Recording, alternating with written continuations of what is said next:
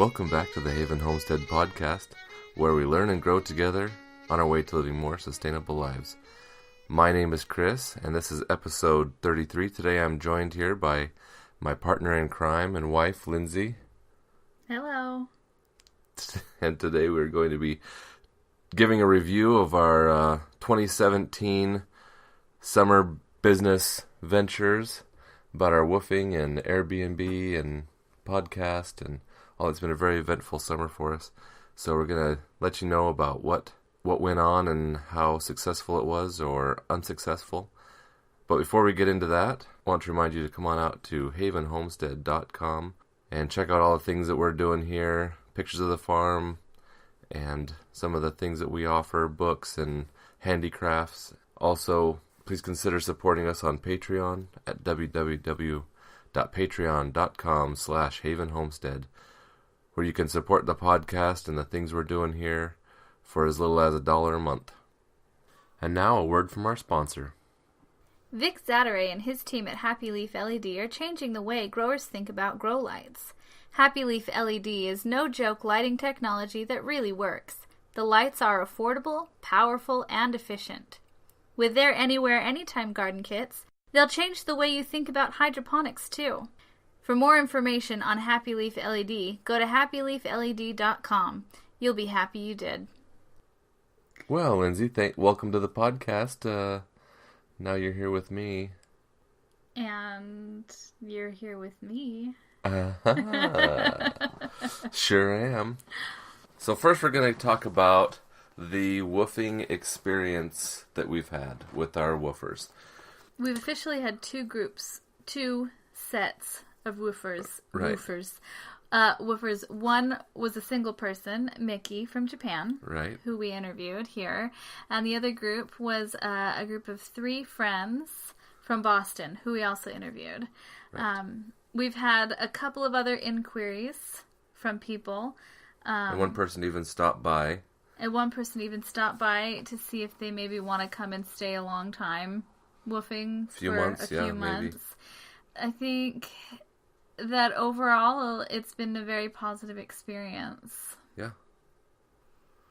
I agree. It seems that we've had some really good people here and we've got a lot of good work done. So what are some of the projects that we've completed? Well, Mickey was here. We worked a lot in the garden. She fed the animals every day, which really enabled me to get some things done in the house here. We cooked together with food out of the garden. Yeah, we had a lot of garden food, it seemed like. It was really awesome. Mickey also helped us to pick blackberries and we made all sorts of things. We made a lot of jam and canned a lot of food while we had woofers here.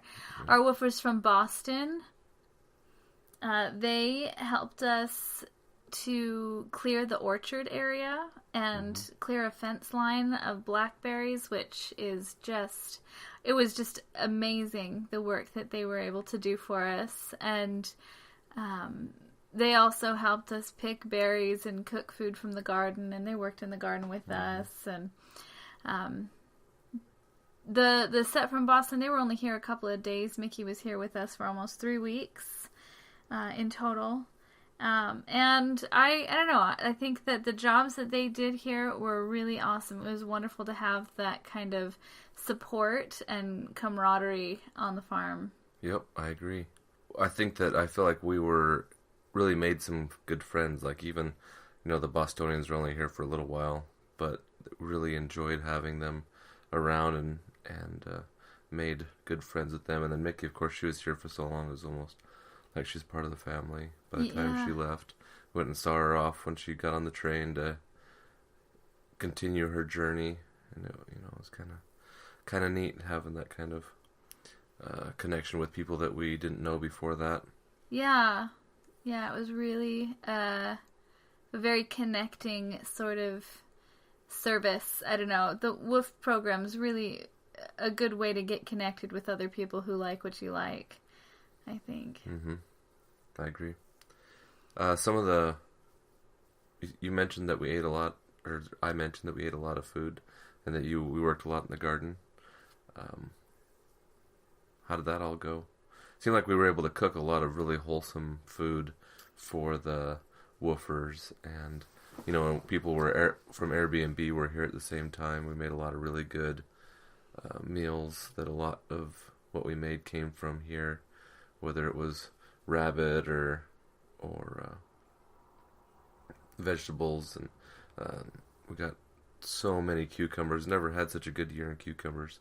We still got things in the garden. It's October, and we still have some things in the garden that need to come out. But for me, I really enjoy having a lot of people in the kitchen with me. I like having 5 or 6 people cooking or doing 5 or 6 things. Somebody doing the dishes, someone on cleanup crew. Whether that's me or somebody else doesn't matter. Preferably not. Preferably not me. No.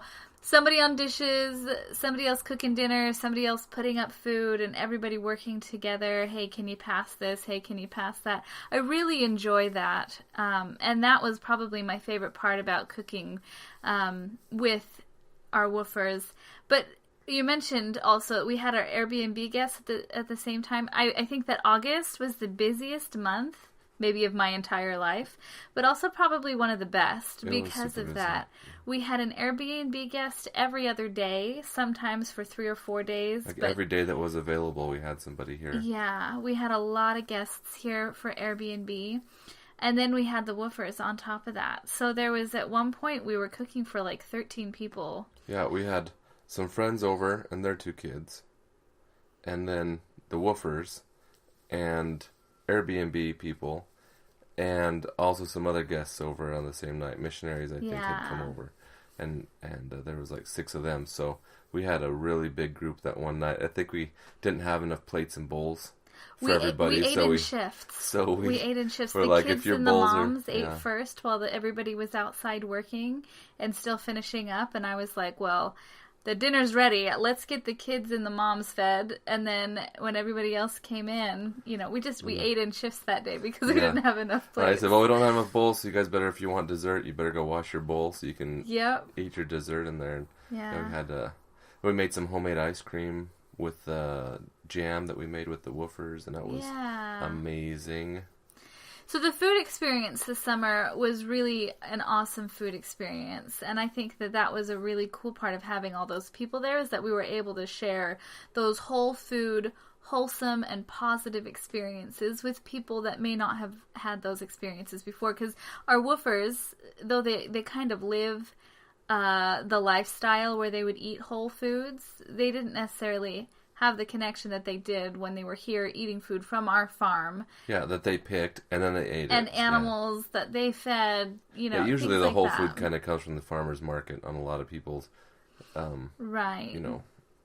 experience of getting whole food is from a fruit stand or a vegetable stand at a farmer's market. Right. Not you go out and pick it and bring it in, slice it up, and eat it right there. Right. Or eat it on the way to the house. Right. As the kids like to do.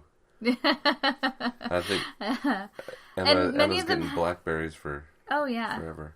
And many of our guests haven't canned. And so they were, or preserved any food. They buy it fresh from the farmer's market year round. They don't know how to use or preserve the garden harvests, and so that was a good experience that I feel like we were able to share some of. And we also sent them with some cans of things too. Oh yeah, which was nice. Yep. For their efforts. Yeah. So the other thing that we've been doing big is the Airbnb. That's the other big home business thing that we've really been doing, and it actually paid the second half of our property tax this year.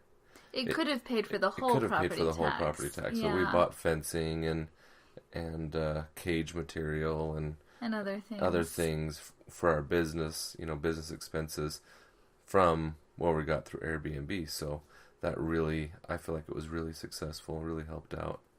Yeah, financially, Airbnb's been a really good move for us because I feel it's because we're making use of a resource that we have, a spare room.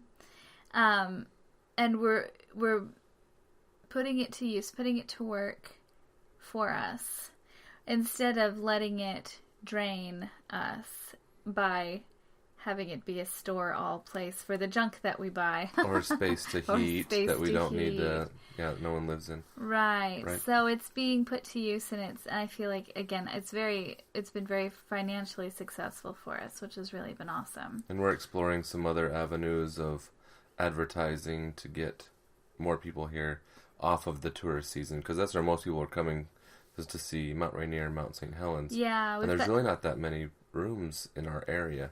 There's a dozen or something, but there's not that many, it seems like.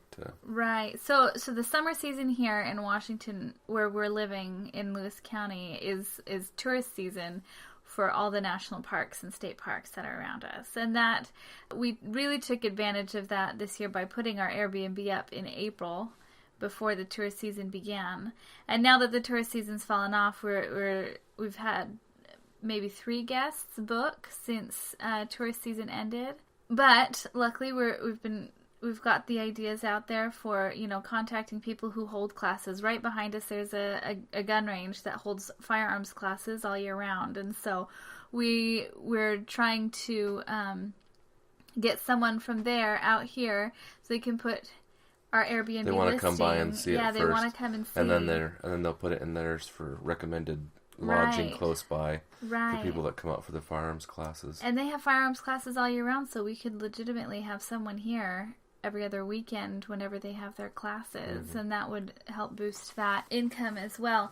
But my favorite part about having Airbnb guests is just getting to know the people. Yep. We've had people from a lot of different places. We've had people from countries in Europe like Latvia, Germany, Netherlands. We've had people from France and India, people from here in the States. India's not in Europe, by the way. No. Just in case anybody's curious. Yeah. Right. Thank you for that clarification.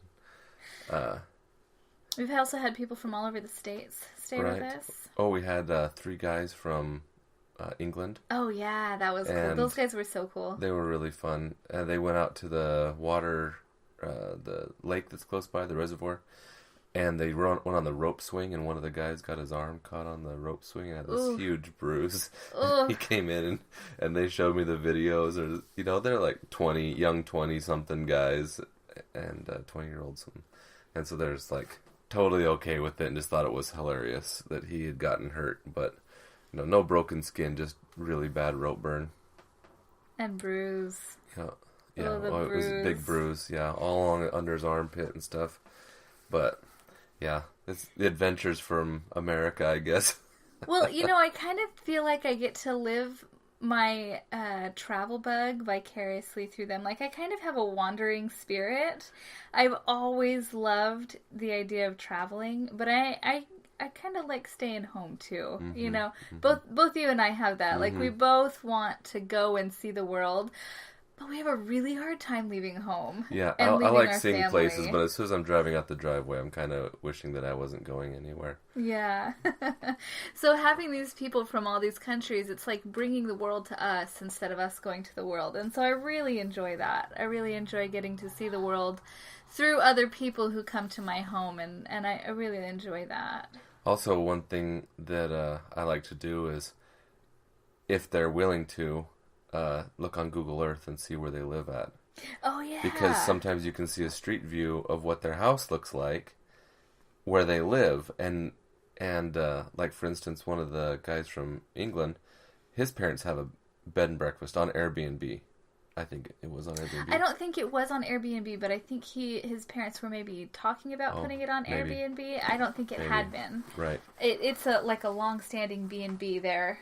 But it was a neat little farm cottage, and that the Airbnb was in the farmhouse in the back. It was just so English looking. It was awesome. Oh, it was awesome. It was awesome. Mickey, our woofer, when we did that with her house, she didn't realize that you could see her house, and she was a little bit like, that's kind of invasion of privacy, isn't it? Like, she was a little bit kind of weirded out by seeing her house on our home computer. I think something that was kind of funny with having her is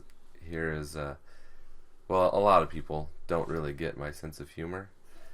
Like, we were going to go to the lake, and I said, oh, well, what color is your bathing suit? And she's like, white. And I was like, oh, I was hoping you weren't going to say white, because there's pikes in the water, and they really like the color white. And she was all like getting scared. And anyway, so I was thinking when we said that about when we showed her house, I could have been like, oh, well, here's this button shows you what it looks like inside the house, or something like that, and she would have totally believed me probably, but I didn't.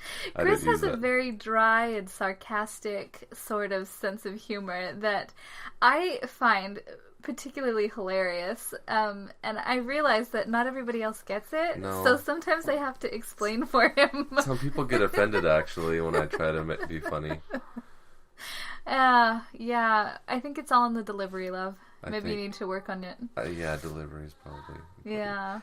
So, with the people that are coming here, I don't feel like we've really had, speaking of, invasion of privacy, having all those people here, I don't really feel like we had our privacy invaded too much.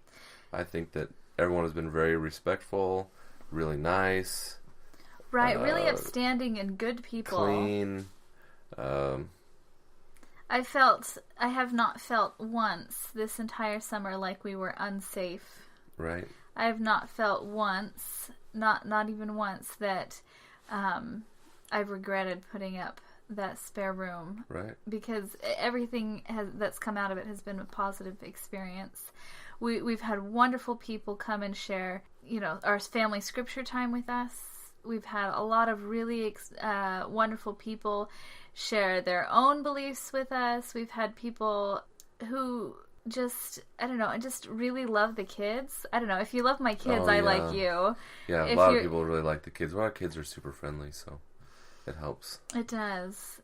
Anyways, so they'll draw pictures for them and give them hugs and all kinds of stuff. Oh yeah, within a minute of our guests from Latvia, we didn't see them very much because the kids and we went to bed before they arrived, and in the morning when they were leaving, we while they were eating breakfast, I was doing homeschool with the kids, and so they came up to say goodbye. Hey, Lindsay, we're gonna leave, and Emma just ran up and gave them a hug and said thank you for coming. And they just my kids are really good at making people absolutely smitten with them. So I don't know, it was really fun. It's a good thing they didn't have kid phobia or something. Yeah, that would have probably freaked them out.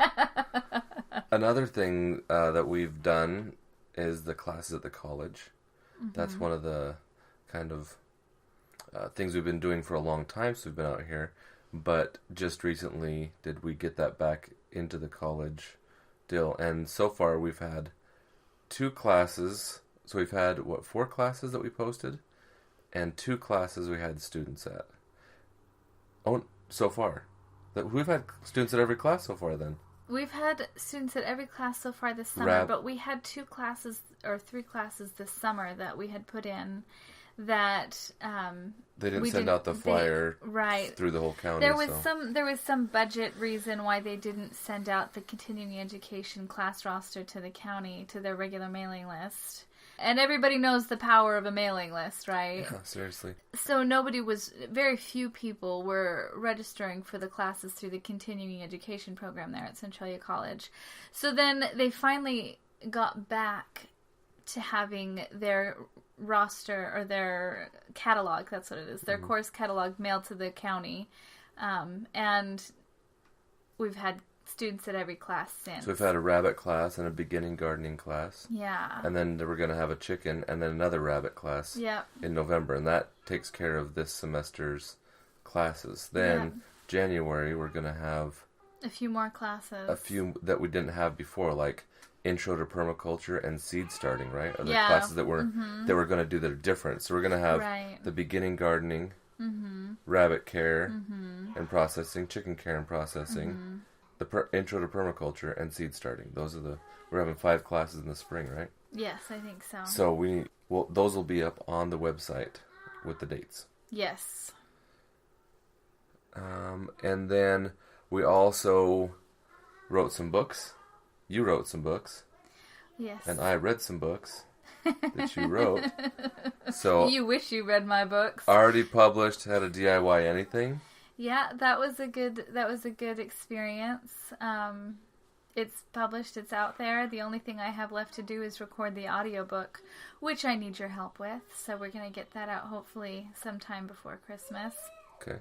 Chris and I are working together on putting together a book called What to Do When the Power Goes Out. Mm-hmm. And it's going to be fun, an illustrated guide to power outage preparedness. Ooh, that's kind of fun. I'm going to have to remember that. Illustrated guide to power outage preparedness.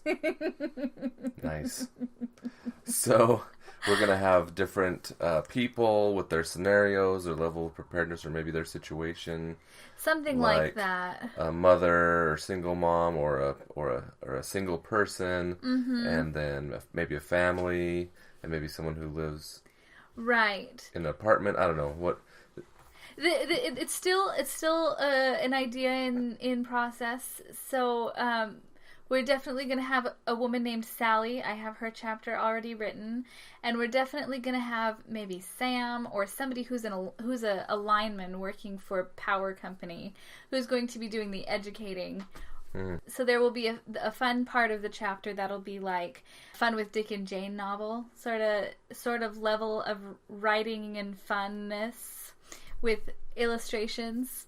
And then the next part of the chapter will be Sam the lineman or whatever teaching about what it is you need, why you need it, and how you can be prepared, sort of thing. Maybe where power comes from. Right. How it's fixed, like why certain things affect the power grid, just different things like that. I think it's a really important topic. So parents can help teach their kids or something.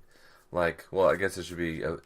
it's entertaining for all ages because I think we're going to have age appropriate for adults and kids. Yeah, and I feel like it's important for adults to enjoy their preparedness experiences as well. I mean, have you ever tried to read a book cover to cover about emergency preparedness? It's kind of dry and boring and really hard to get through. And I thought that it would be fun for me to write a preparedness manual that involved illustrations and a fun storyline. I mean, it's important to have story. So, what's that quote I have on my wall? It says, "Stories are for people what water is for plants." Stories make everything better. So if you can tell a story and help folks get prepared, then I think that that's important. So I think that's going to be the best way, most effective way to get people excited about it. It's funny you say, what's that I have written on my wall? There's like a million 12 quotes. sayings on the wall. I was like, I don't know which one you're looking at. I like quotes, okay? I like words. Chris, your podcast is also something that we've been doing that has been business and lucrative. We just started that in January. Yeah, so how's that been going? 9 months going. I feel like it's gone really well, that we have over 3,500 listens now, and people, I don't get a lot of feedback, it seems like, but those that do give me feedback say they really enjoy it. So I'm hoping that more people will give me feedback, and I'd like to put that out there to all the Havenites out there, is that please go on to our website under podcast and comment on the podcast that you... Maybe tell us what your favorite podcast is. And I'd also like to know if you'd say, I really like the one on alternative energy sources. I really like the one on rabbit housing or something like that. Chicken housing. That seemed like that was a popular one. Then also I'd like to know where you're from. Like, you don't have to tell me where really you're from. You don't need but to I'd like tell to us know, your address. I'd like to know city. I'd like to know at least city and country. That way I know if people outside the United States are listening. And if I have a large listener base in Phoenix, then I can tailor some of my podcasts more towards desert dwelling people. Desert dwellers. Because we're up here in the Pacific Northwest, and we have, we have a different climate than a lot of people do. And so if people want to hear about it, I need to know where you're from, so I can kind of make it, because we lived in the desert for I lived in the desert for most of my life. You lived all over the world. But so I know desert as well as the green side of the state. So anyhow, I'd like to, if people would do that, I'd appreciate getting that out there. That's your homework assignment, is to go on to havenhomestead.com under podcasts and tell me which one is your favorite and where you live. You can leave us a comment on this episode's Sure. Episode 33. Episode's post. Yep. And leave a comment there. You don't have to go searching and then leave a comment on your favorite post, which you can if you want to, but you can just leave a comment on this post letting us know where you're from, why you like to listen to Chris. Right. Yeah. Also, if you get our videos on YouTube, or you listen to the podcast on YouTube, which is broadcast or if you on listen YouTube. to the podcast on YouTube, then that also is, you can leave comments on that, and I get it emailed to me whenever somebody leaves a comment. In fact, someone just left a comment on the Comfrey video, and so that was nice that I was able to reply to a comment. I've only really had a few comments, and so he wants to be busier, folks. Let's make him busier. I would like some feedback. I get over 100 listens per episode, which is positive feedback there. Right? Yeah. Right. There's probably like 60 or you. You just keep listen to it, put it on play, and then put the phone away somewhere on the volume all the way down, just so that I can get more listens. Huh? I have to hurt your feelings here, babe. I don't listen to your podcast very often. Ouch. That does hurt. You have to listen to me all the time. You don't listen to my podcast, huh? Well, that just proves that I'm not listening to it 60 times. So there are 60 other people who care about you. Oh, that's good. So we have, over 100 listens per episode on a regular basis, is what I'm saying. Yeah. So if we have 100 regular listeners, I'd like to know where they're at. Yeah, absolutely. Absolutely. I think that the podcast has been great. You've been successful with it as well financially. You've got people supporting you on Patreon, some of which who aren't family members, which is exciting. Yep. And you also have your first podcast sponsor, Happy Leaf, who we just got to share. So yeah, that's the last. Yeah, the last bit of business is, I would say, I guess the last thing that we've done this summer is we just got a sponsor. It's really exciting, and it's progress. That's, I think, something that you have to give yourself time for is progress, and not a lot of people do. A lot of people want to start out homesteading or podcasting or writing books or having woofers or anything, teaching a class. Yeah. And they don't give themselves time to progress to success. Well, sometimes I look at those people and I'm like, on YouTube or something, I'm like, man, he's got 3,000 views on this, thing about, I don't know, whatever skill, rabbits or whatever. Right. Like, why does he have 3,000 views on that? And I have 2. And then I thought, well, and then, then you read their bio or something, and they've been doing it since 2013, and I was like, oh, okay, well, they've got a few years on me, because I've only been doing the media side for this year, and and I really feel like we've been met with success, and I feel that it's gonna keep going that way. We're in a pattern of positive growth, I think. Nice. With our media businesses. Do you have a chart that I could look at? Maybe a pie graph? I could probably make you one. Yeah. And if you notice that. Yeah. All right. Well, that is all the time we have. In fact, we're way over.